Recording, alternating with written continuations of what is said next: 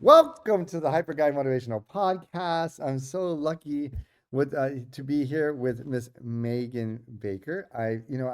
She is an amazing person. I'm really into this whole longevity thing, Meagan. So Mhm. when I heard what you were into, I was like, oh my God, I've got to get her on the podcast. So Meagan, Miss Baker, what do you like? What do we like? What do you like to be called? You want to go with Meg is Megan? fine. MEAG though. Okay, let's do it. Let's do it. Yeah. Yeah, so she's an operator, a strategist, researcher, and emerging voice at the intersection of longevity, health, and biotech. For the past 7 years, Megan has worked across digital health, biotech, and executive recruiting, advising founders, VCs, and healthcare leaders on everything from organizational strategy to the ecosystem development. We're going to talk about that, Megan, a little bit because I Mhm. want you to explain to our listeners what that is and Right. educate me on it as well. Um, what makes her stand out is her rare ability to zoom all the way into the micro details of science, regulation, and healthcare delivery, while keeping a clear eye on the macro forces shaping the future of longevity and technology. I can keep going if I want. There's a long list of accomplishments here. Yeah. Today she's building a, Can you spell it? Can you pronounce it for me? Athrelis. Athrelis. Okay, I want to make sure I said this right. A Yeah, no, thank you. consult a consulting and research platform focused on longevity, ecosystem strategy, health ethics, and AI-driven insight. And she's also wrapping up her time at Venture University, an investor accelerator program designed for emerging VCs. Correct? Okay. Correct. And so I get to start. This is the fun part. That's the hard part because you know what? There's a lot of terms and stuff in there. It's going to be education for me Yeah. today. My Yeah. sister, I'm surprised so you got it all. It's hard for me to even woo! do it You out. know what? You know what? Like this is all cool stuff. So, first, I just want to ask you really quickly. Just can you tell me, where were you born and raised? Born and raised. I was born and raised in a small town called Advance, Indiana. The saying is, if you blink, you miss it. It's honestly, it shouldn't. It's just more so a collection of houses. It's not even really a town. You have to go 25 to 30 minutes out to get groceries, to get gas. Everything is so spread out. So it's really just a collection of houses. But Advance, Indiana is where I was born and raised. And then, what was it like growing up there for you? Um, wow. I mean, it was most definitely such a time in my life where it definitely formed me for sure. But I guess I would say it prepared me for bigger dreams because it's just a small town and a small area where you have a collection of towns together in one high school. Like my graduating class was the biggest two I've ever come through my high school, and we were just 100 or 152, I believe. So we were a really small high school. Everybody knew everybody, and their grandparents and the cousins. So it was a super small town. And then, what were your kind of your hobbies and what did you like doing when you were growing up? Oh wow. I was always involved in some kind of choir. I was always the choir kid. I also love doing artsy things, either painting or drawing. I started out very creative, but I also had this kind of left brain, right brain side of me where there was at one point I think I was either 6 or 8 where for Christmas I asked my parents equally for a karaoke machine, which is very Filipino of me, and I asked for a microscope. So if that just shows of the dichotomy of I want a karaoke machine and a microscope, that kind of just shows of how my brain works. It's as equally creative as it is on the scientific and math side. And so when you were in high school, were you good in school? And what was like your favorite things you studied? That's such an interesting question. So I my growing up for me was like more so like C's and D's still get degrees. I was very fortunate that both my parents, just because of the way that they grew up, they wanted a very, I don't want to say small life, but a very close knit, very calm life. And it's not that they didn't care about what I did or what I turned out to be. They trusted however I would turn out to be. So when it came to academics, my dad wasn't the traditional Filipino dad, and my mom wasn't the traditional Polish mother of I need to get A's, I need to get good grades. They just lived such I don't, I want to say like tough lives growing up that they just wanted ease and they wanted ease for me. So I guess that really catapulted me into not necessarily slacking off, but kind of in a way to others outside looking in. I just didn't care about academics growing up. I cared enough to pass, but it wasn't until I was fortunate enough to be able to come to a love of learning that others don't. A love of learning for anything and everything versus where you have parents that are like, I need you to get all A's. I need you to be a doctor. I need you to be a lawyer. So to the long and short of answering your question, academics for me was kind of just I was a leaf in the wind until I finally caught the one leaf that, oh, I'm going to hold on to this. This is what I like to do. This is how I like to learn. So what made you decide to go to, and you can talk about a little about your university experience. You applied directly to college right after high school? Hmm. Yes, I did. Yeah, I actually also started college early. The day I graduated high school, I moved up to the Purdue University area in Indiana and started college that summer instead of starting that fall, just because I was so ready. And it's interesting the weird juxtaposition of saying that I didn't really care about academics, but I did like being in school. Uh, I'm an only child and grandchild, so school was really all I had. On top of the extracurriculars, like I did sports and dabbled in so many sports, but I wasn't really sportsman like. I didn't care about the competitiveness of things. I just liked being in sports and I liked being in the academics, but not that I fully invested myself in it. And so what was your major in college? Yeah, when you went to the university. My major was philosophy, and I concentrated in religious studies. And then, so what made you decide to do those majors? Because it's so interesting to me because your background is so different than what you do now. Yeah. Well, yes and no. I philosophy, I would say, at least on the high level, is just a love of knowledge and a love of learning, and that on top of my concentrated concentration in religious studies, like helped me understand how people conceptualize their existence, and through that comes so much the sociology bit, how people believe that they should receive medical treatment, how people believe that how they should live in community, it that how we believe is integrated so much into our lives whether we like to believe it or not. So that's a overarching reason why I chose philosophy and religious studies, but I came to philosophy.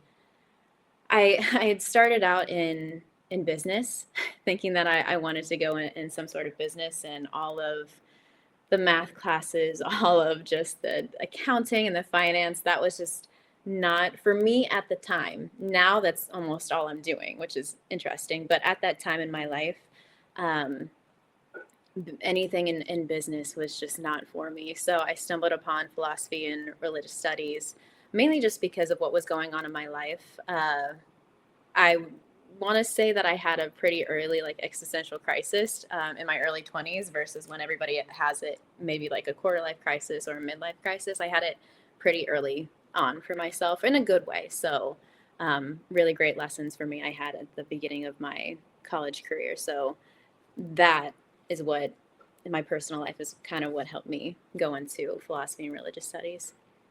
So when you left college, you got what experience or what drew you toward the longevity and healthcare space? Like what drew you there?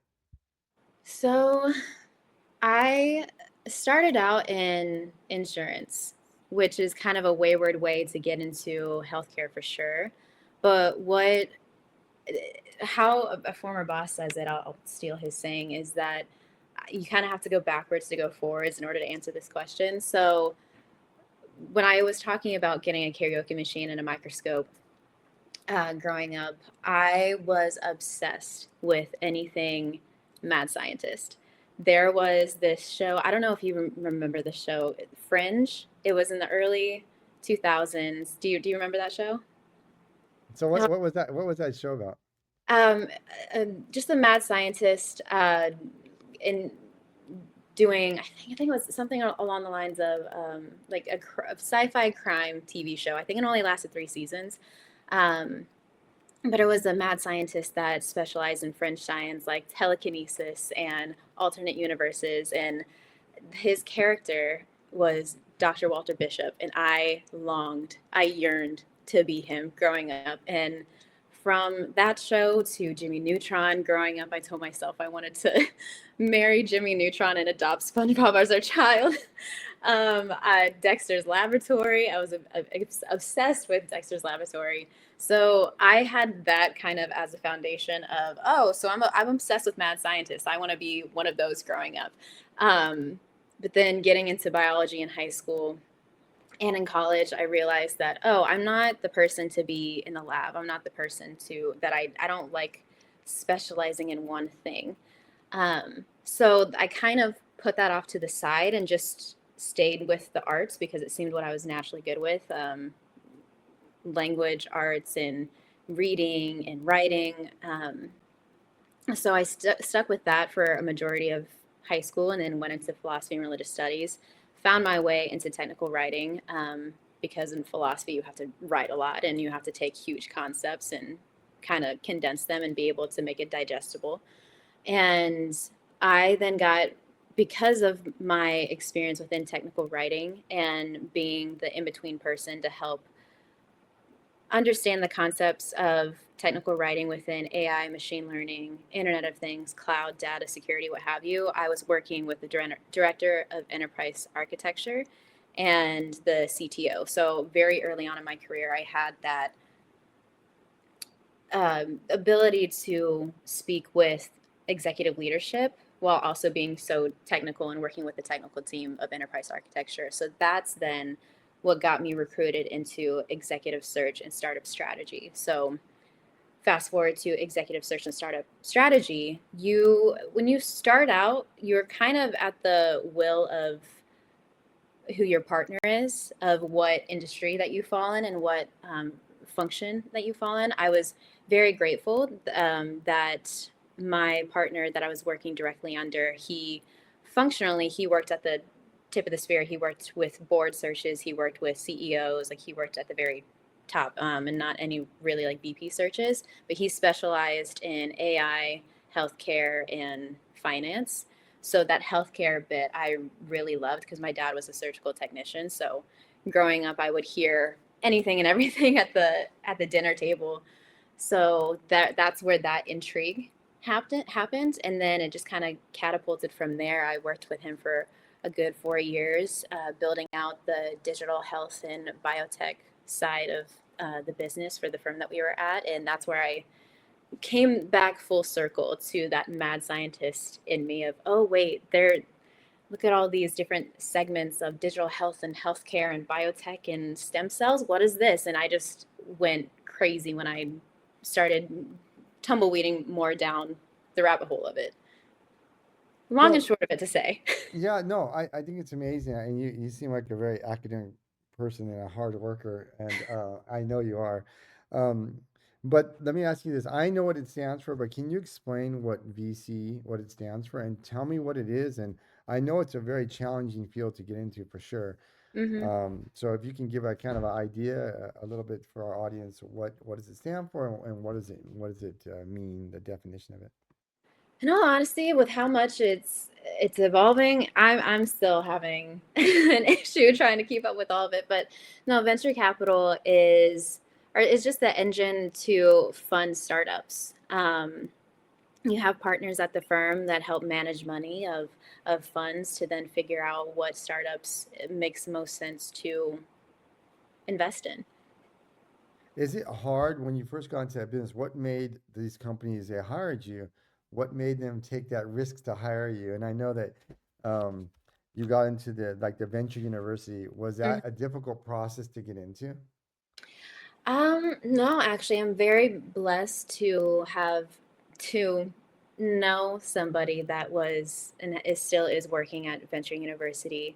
And the older you get, the more you realize your network is everything, and people will remember how you made them feel and how you treated them, and they'll always remember you when it comes to something in the future that, oh, like Megan did this. Oh, Megan did, like, we should hit her up for this. But no, I used to work with somebody at the firm that I was at previously in executive search. And he got recruited into Venture University and started working for them. And then he was able to work for them and spin out a little incubator for himself and is growing his talent side of the business. And he knew that I went off to do my own thing and to build my own company. And he, on the side, tapped my shoulder and said, "Hey, like, can you help build this out for Venture University?" And we'll build it together, and we'll figure out the rest. And kind of the rest was history after that. Of got into the circle of VU, got to know the partners, got to know the managing directors, and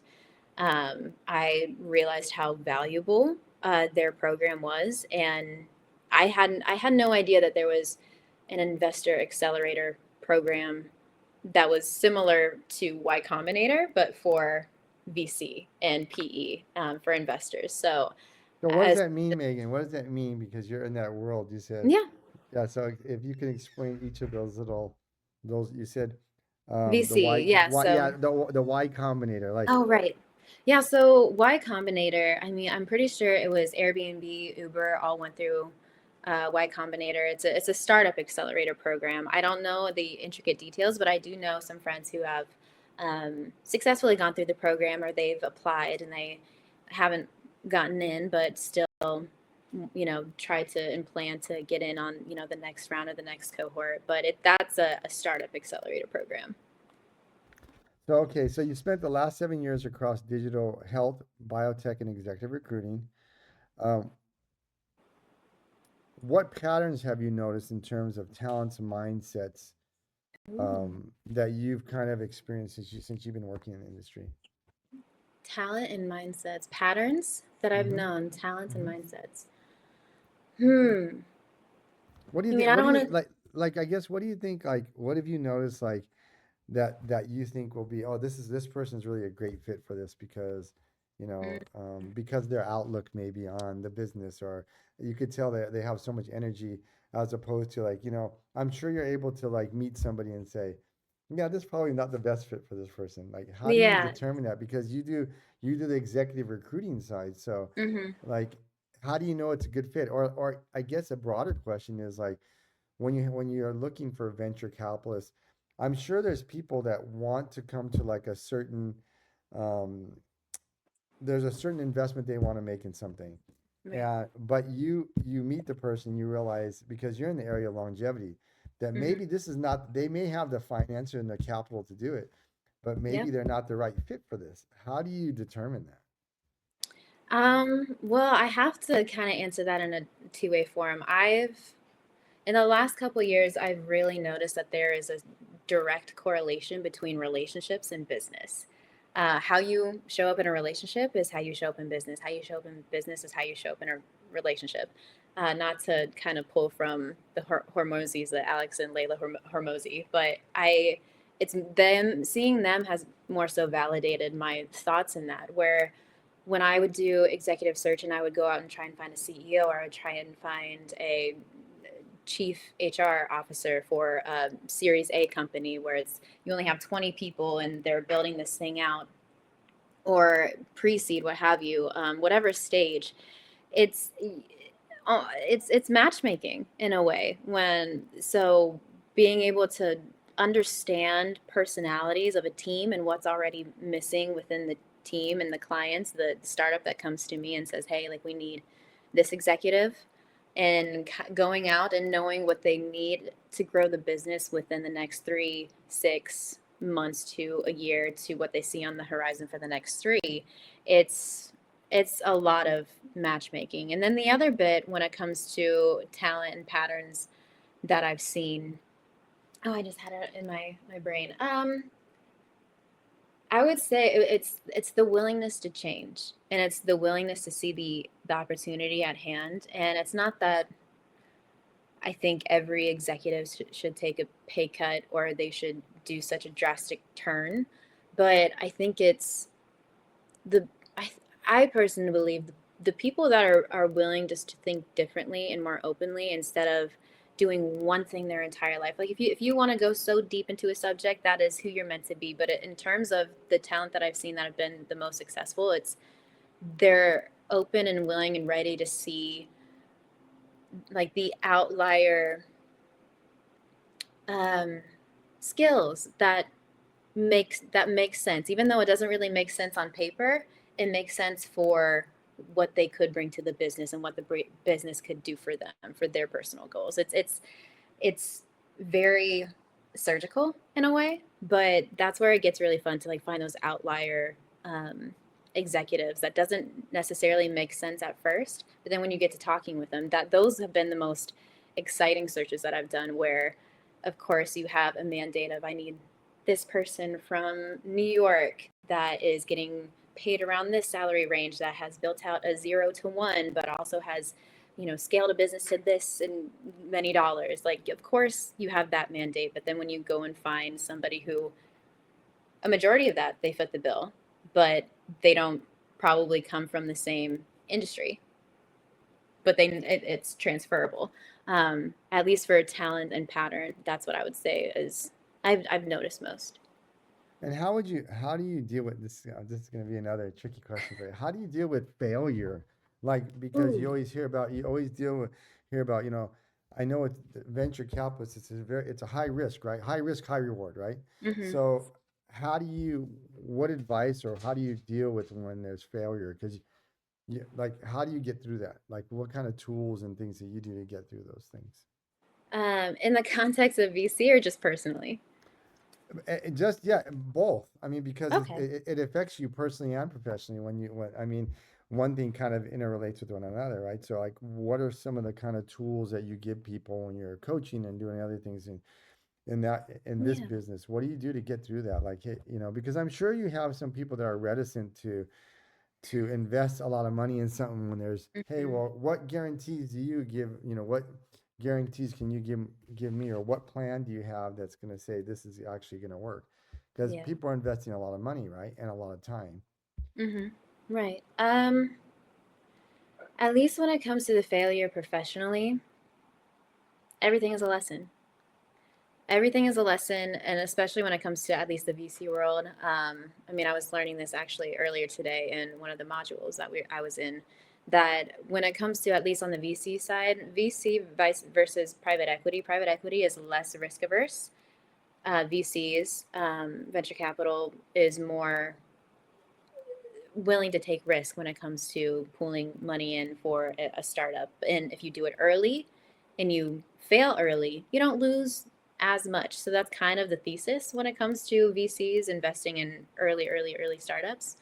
Um, so it's a, high risk, high reward, but then also if you fail early, you don't lose as much. And who knows of what other there's I don't know the stats on it, but I know somebody mentioned it the other day that there are so many startups that are being created every single day. But in terms of or personally, when it comes to failure, I mean, and it's the same. Everything is a lesson. I almost invite failure in my life because like that's where you learn the most. I don't seek out to like purposely fail, but I wake up every day knowing that there's going to be something that I do wrong. There's going to be something that I don't do perfectly. I have really high standards for myself. Um, and I don't, at the end of the day, I know that I don't really live up to anybody else's standards other than my own. So the only person that I can really let down is myself.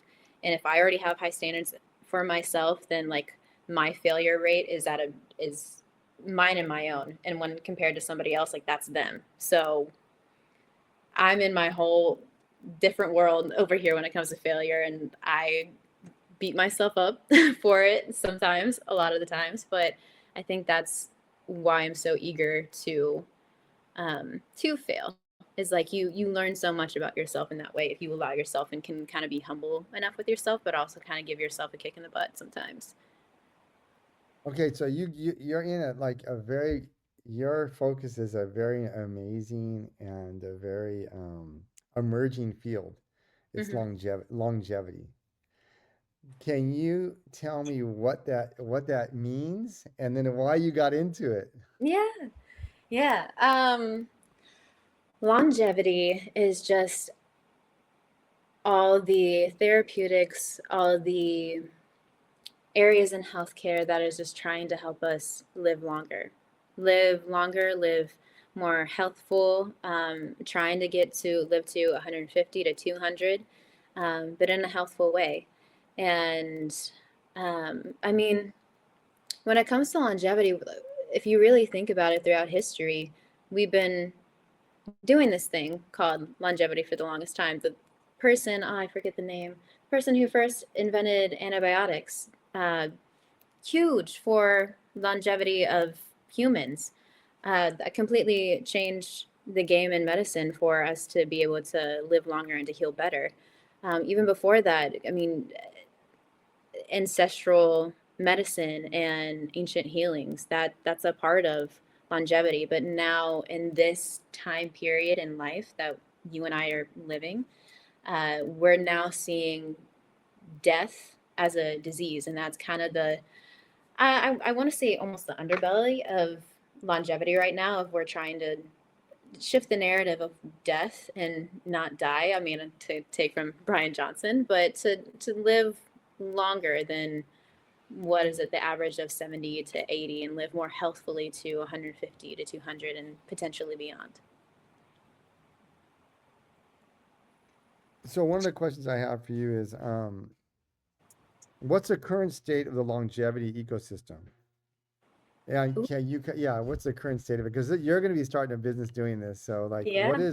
so I know it's very, very dynamic and, Hmm. like, where do you see this going? Like, it's an emerging field. I mean, it's a multi-billion dollar industry, right? But Hmm. it's, but there's constantly new technologies and people are trying different, going different directions with the longevity, the ecosystem, as you would say. So where do you see it going? What is the current state, I guess? So I'll answer the latter and then the former for in that order. So where it currently is, it's most definitely in its infancy. It's a buzzword. Um, I would say a lot of executives within the health and biotech industry are all about it. And still, there's still a good pool of them that are trying to get on, or at least there then are some within the industry that are very against it. It's, what are you talking about? That's hearsay. Um, but it's in its infancy, and it's a novice or a novel area right now. It's not mainstream at all. I mean, the celebrities are interested. The family offices right now are definitely interested in longevity, but it's not anything that the somebody from middle America knows about. So Well, that is the. can Mhm. you tell me about your business? Because you have to give your website. Your website's amazing, by the way. Thank you. Yeah, and Thank I you. know you've launched your business. Tell me about your business and what made you do it. Yeah. Oh wait. Just to answer quickly of yes, the where I see it going. Almost just that. We'll get to that question in a second. But to where I see it going is obviously more of it's gonna become mainstream. But I think what's gonna happen is that I want to say the ethical bit is gonna come more forward as the buzzwords of longevity is going to be more prevalent within mainstream media when it gets bigger. I mean, you already see it with Brian Johnson. There's already so much controversy around him. You already hear about like the Gary Breckas um, of just living longer and getting all these data points about your body and trying to live healthfully in a specific way that we ever have before. I foresee a big portion of like this next wave of longevity of when it does get bigger, the ethical piece of it is going to be and come Like into what? question. So what specifically are you talking about the ethical portion of it? I mean, this kind of comes to my religious studies brain and my sociological brain that I, there's always resistance to change, and there's always resistance to how we view the world as we currently see it. And especially when it comes to people in religious communities, when it comes to people either not in religious communities, but people in, I want to say either middle America or whatever side of the aisle you are on politically, there's going to be people that are against something when it comes to longevity. It's like, no, people just need to die naturally, or no, why do people need to live longer? Like, why do I want to see more of my loved ones die? Like, there are so many questions that come into question with living longer. And I foresee when we start to see even just a tiny bit of real progress, which we already are within longevity, but when it becomes more mainstream, that's when a whole bunch of ethical questions are going to come into play for it. So I assume Mr. Johnson, who you're talking about, is the gentleman that's always on television about he's kind of like tracking his everything he does and his what Mm-hmm. foods he's eating and so forth. He's exercising a certain amount of time per day. One of the things that comes up for me, and I'm sure you think about, and I'm sure this is a big issue, is in this area of longevity is just money because he's a multimillionaire. So how do people like is it like for some people I guess and I guess it's the same thing now. I mean, if you have access to better healthcare, you're going to live Mm-hmm. longer, right? If you have Right. more education, you're going to be have more insight in terms of how to take care of yourself, making sure you go to your doctor's appointments, and so forth. So is that an area that people talk about as well? Like access to those longevity, the innovations, Yeah. right? And I mean, there's a cost to it, right? So is Most that definitely. is that is that something that comes up in this field as well? Not as much as I would personally like. I most definitely think about it. And I was funny enough, I was actually having this conversation earlier with a colleague this morning of I think I don't want to I don't want to say the word of guinea pig even though I just said it right now, but I think the two most important categories of people that would should be the first in line for longevity other than I mean the people that can already afford it are the elderly because when it comes to elderly care, we're so behind within the U.S. and those that get don't have access to healthcare as it is right now, and that are probably the most sick because the elderly. I mean, I love my great grandma. She's 98. Love her to death. I mean, what does she have to lose at this point to be the first to receive any longevity treatments? I mean, she's already there at the end of her life. Great grandma, I love you so much.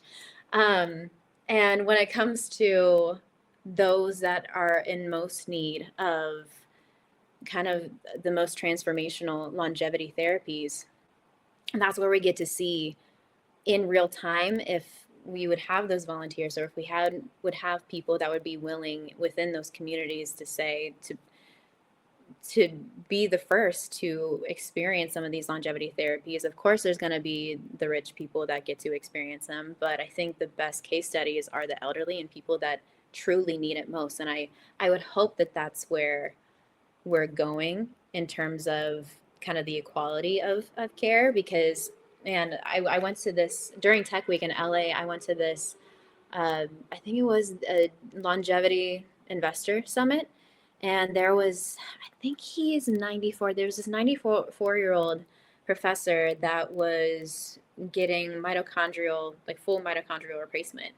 And this guy was walking around like he was in his 60s and he was speaking and he was so sharp and he said that he had been taking metformin, I'm pretty sure, since his 60s. And it's now come out recently that metformin is a now could be a potentially a longevity therapy, longevity pharma to be able to take. And uh, to see that the narrative shift for metformin um, for longevity, it's like we're going to be seeing so many shifts when it comes to longevity. And I hope that answered your question. I think I went off on a tangent. Yeah, you know what I find interesting that I guess there's for a long time you heard, prior to this whole longevity shift, you'll hear people say, couple things I think of. One is like, you look a lot younger than you look, right? Right. I mean, or you look a lot. Yeah, so sometimes what they'll say, somebody will give their age, and you say, "Hey, you look a lot younger." And part of that, so, and Mr. Johnson, I think, brought this up. We all kind of knew about it even before he brought it up, which is there's your actual biological age, and then there's Right. your actual like um your age in terms of time. Yeah. So you may look like, just say you're like, I'm sure if I meet your grandmother, you said she's 98, but when Mm-hmm. I look at her, she looks 70 to me. So so because she takes care of herself, because there's community, and I think about those blue zones, the blue zones where people live Right. longer because they have a Mm-hmm. lot of community. That goes back to what you were saying about religion. That Mm-hmm. brings community, right? Those community, especially around faiths, right? Yeah. So you'll see, I think, in LA, 7 Day Adventists down in LA area. Mm. They have a very, very big Mormon community they've lived very long lives. That's a blue zone. There's like certain blue zones in the world that people have been like, how are they living so much longer? Parts Yep. of Japan and so forth.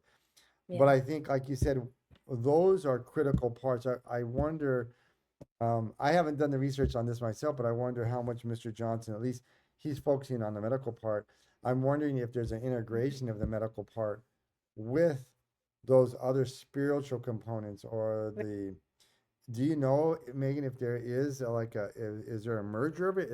Or is there still separate? Like, hey, we're just looking for the medical portion of it. Don't worry about, like, there's other components to living a long life, which is one of the Right. big components to living a long life, is not Mm-hmm. only working out and taking care of yourself, is like having a very strong family network, and a Mm-hmm. group of a community that you can stay busy in, and have that interactions. People live longer.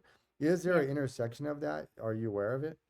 Most definitely. And that's actually my bread and butter. That's where I work. That's where I want to be.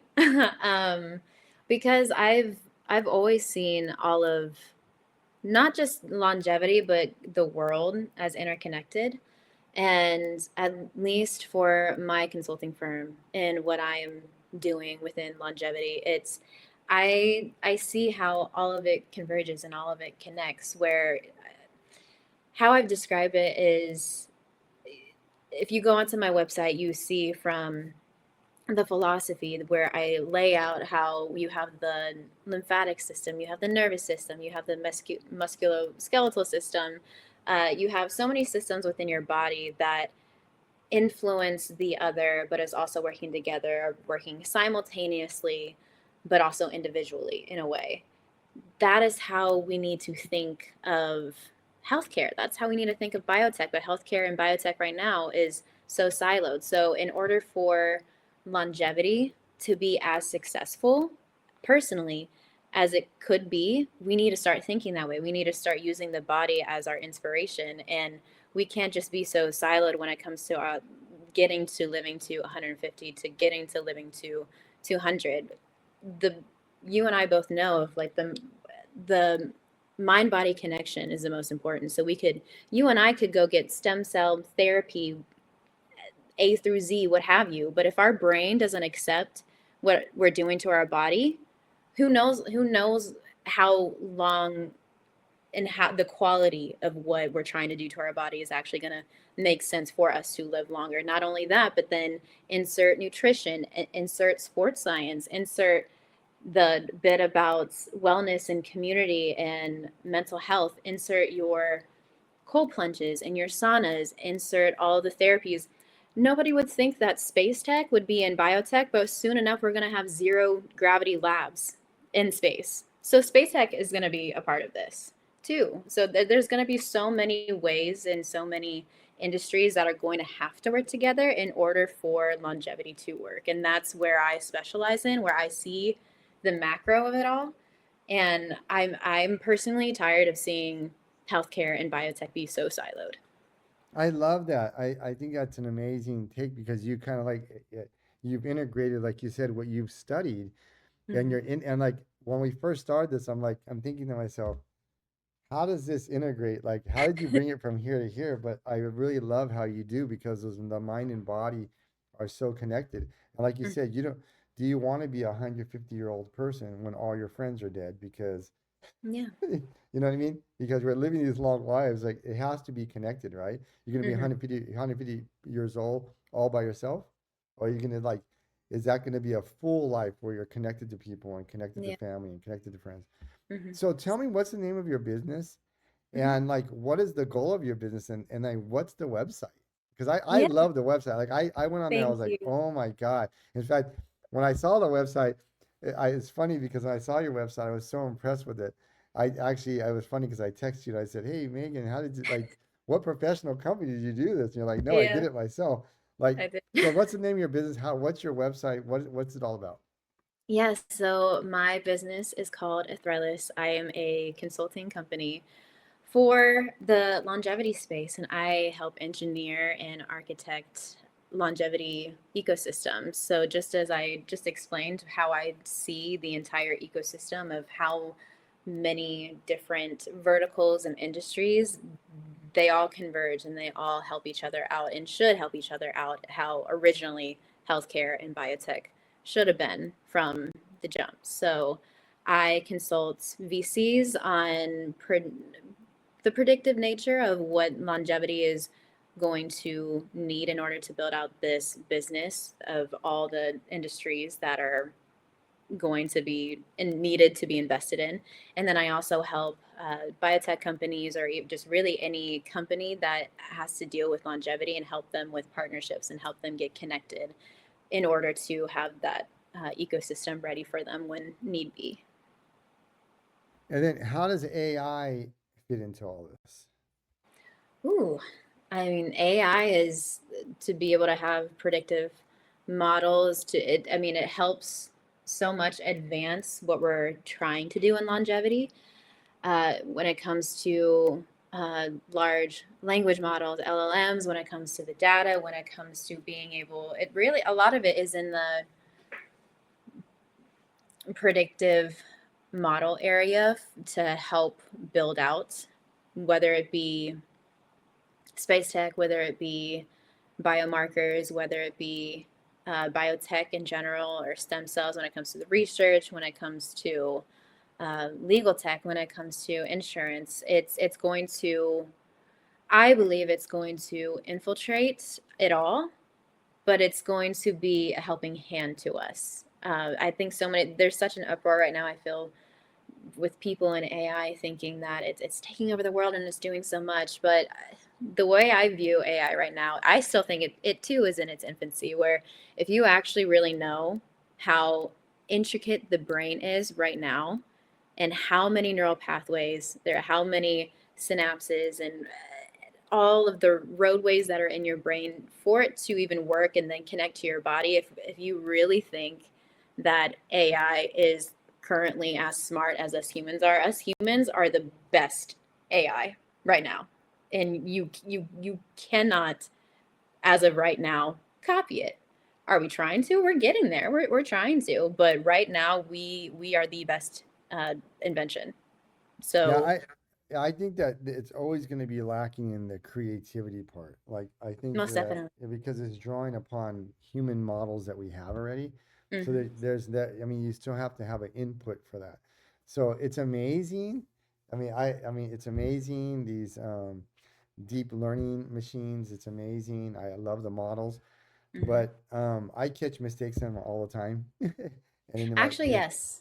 Within and building my website, I actually used a bit of AI to help build my website, and I was building out a portion for myself of listing out some current like medical directors within longevity, and I knew a few that it was missing because it listed it all. I said, shouldn't this person be in this, and shouldn't this person be in this? And then I realized, oh wait, I actually really am a nerd. The fact that I know that these three are missing. okay, so now I have a couple surprise questions for you, I guess. Hmm. Um, you talk a lot about blending vigor and with empathy Mm. and data. What does that mean to you? Rigor, empathy, and data. I think it's just the combination of knowing that there's hard work that's needed to build out this industry, knowing that there's so much information that we're going to have to sift through, and the human aspect. I really do. I don't like talking about myself in this way, but really do try to like to think holistically about things. But I'm just so floored about learning about every and anything that it was is within longevity when it comes to the human part. So there's that wellness and the mental health part. There's the actual tech behind it, and then there's the actual health. So it's like it's just a combination of all the things that I love when it comes to rigor, data, and empathy. You know, oh, that one thing I love it is, and I'm going to ask you this. This is kind of a side question here, but if somebody wants to get a hold of you, if somebody wants to get, can you give your website address? Yes, it is Ethrelis.com. It is Ethrelis.com. And so you'll kind of guide them through the process when they get on that website. It gives a really Hmm. good example of how to get in contact with you and like Right. what the process is. Hmm. Right. And there are different offerings that I have, whether it be either board seats, potential board seats to sit on, or partnership strategy, or building out an ecosystem, a potential ecosystem. So I am always open and ready for any sort of introductory discovery call with anybody. This is such an exciting time, and I'm willing and ready to work with any biotech or space tech or VC, because this is the future, and whether we like to believe it or not, it's here. And people that have a hesitancy for longevity, of course, there is the moral and ethical questions and conversations that come into play, but this stuff is going to be created regardless. So, as much as we can now, with the technology that we have today, now it's a matter of, okay, we know this is going to be created regardless, whether we like it or not. Let's do it thoughtfully as much as we can. And that's where I like to insert myself. What do you think is like the most misunderstood thing about your line of work? Mm. What do people bring up like, oh my God, you know, Megan, I think it's amazing what you do, but I don't like it because of this, or I'm scared because of this. Like, what are some of the things that people bring up with you? A lot of it is the moral and ethical piece of why are we trying to live longer? Why are we trying to cheat death, or why are we trying to play God? That's definitely part of it. Um, that's a whole different. I could write a book about that. And then another bit is more so of just not really understanding what longevity is and why we're wanting to do this. For me, I I think that we can do it? Yes. Is it going to happen in our lifetime? I hope so. It'd be really cool to see. Might I undergo some longevity therapies? Maybe. I don't know. Um, but I would, because it's going back to that mad scientist in me, I would love to see it happen. And knowing at least that I see the macro ecosystem the way that I do, I would love to help in whatever way. Um, because we all want to see at least our loved ones get older more healthfully, remember us in their old age, and to have, a peaceful ending as much as they can without any freak accident. If we're so blessed to age gracefully, if we can, why not try? So, if you could meet one person in your life, Hmm. it could be any time in history, Oh, who would it be and what would you say? any person throughout history. Oh, I need a minute to think about that. I couldn't even. Whoa. Hmm. I feel like if I say this, it might be a little bit like controversial.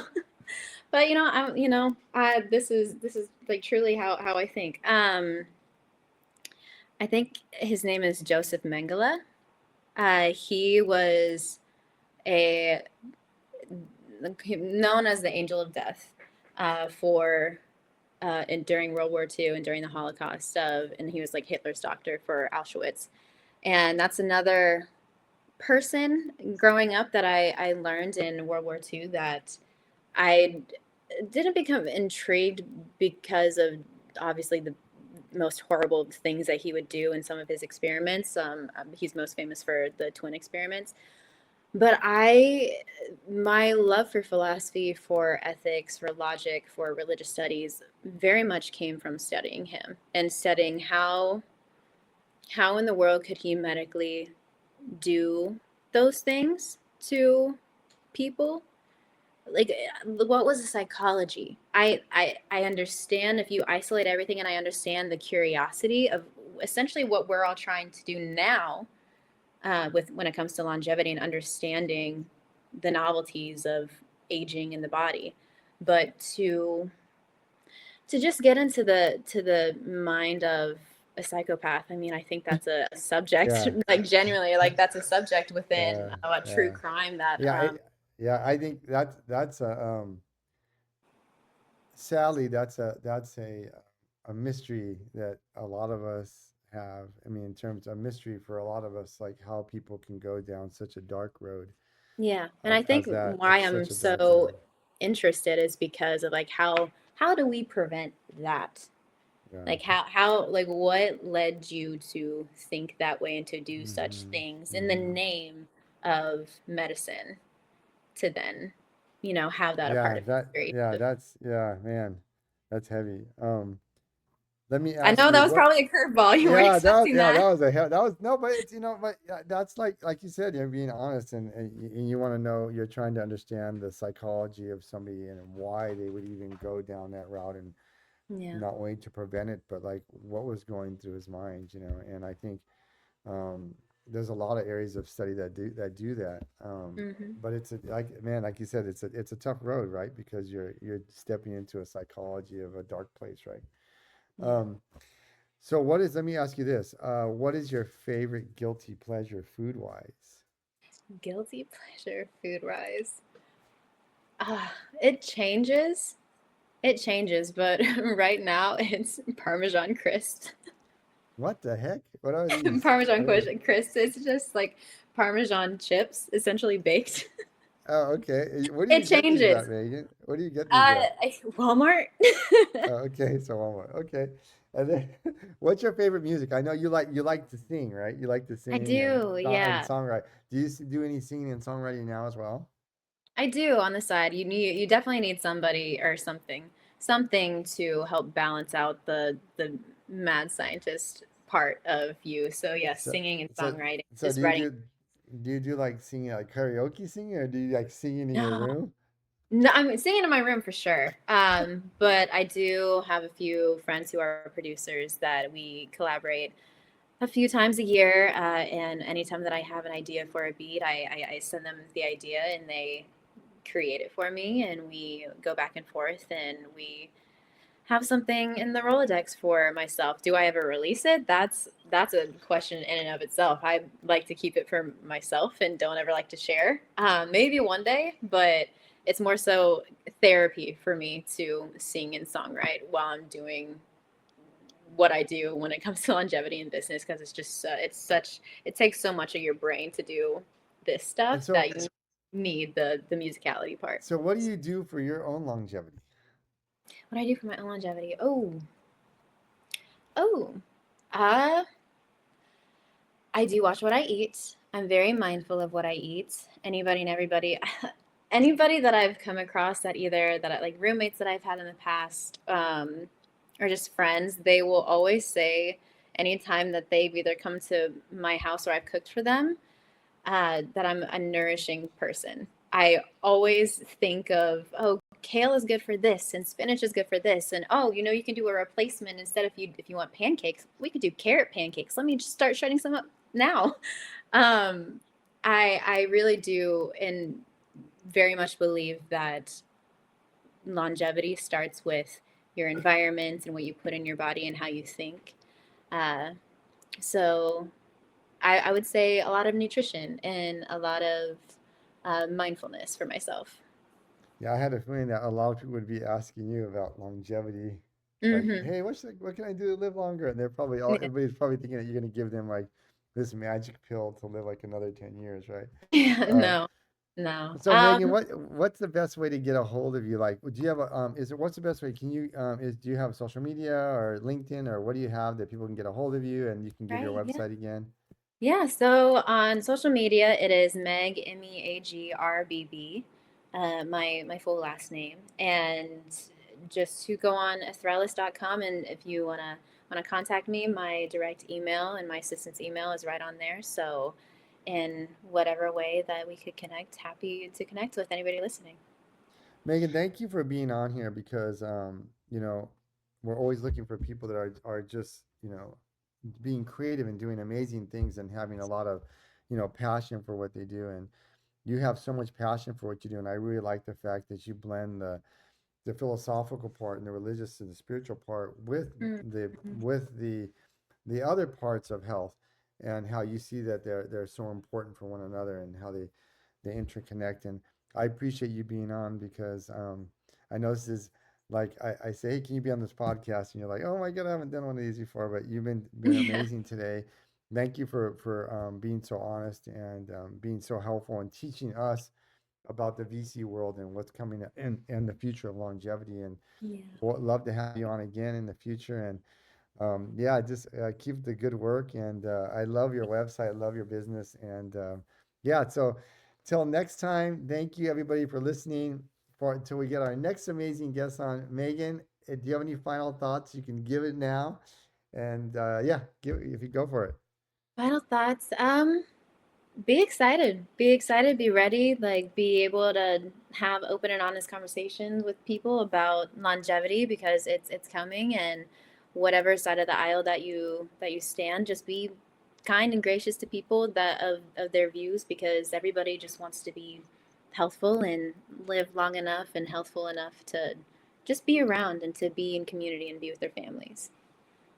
Well, thank you, Megan, for being on. Until next time, everybody, keep learning. Take care. Thank you.